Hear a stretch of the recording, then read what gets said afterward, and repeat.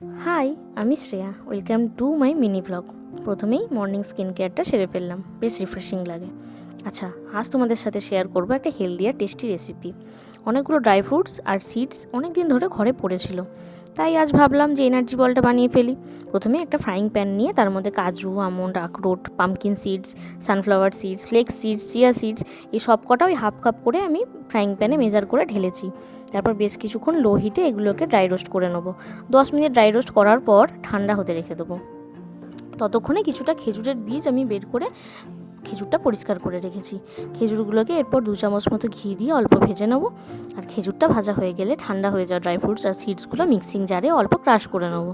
মানে খুব একটা মিহি ডাস্ট করবো না, একটু ভাঙা ভাঙা করে নেবো। তারপর ভাজা খেজুরটাকেও মিক্সিং জারে ব্লেন্ড করব।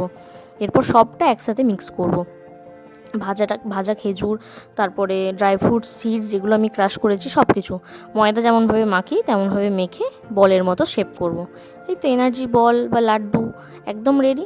এটা খেতে দারুণ অপূর্ব হয়। আর শেষ, টাটা।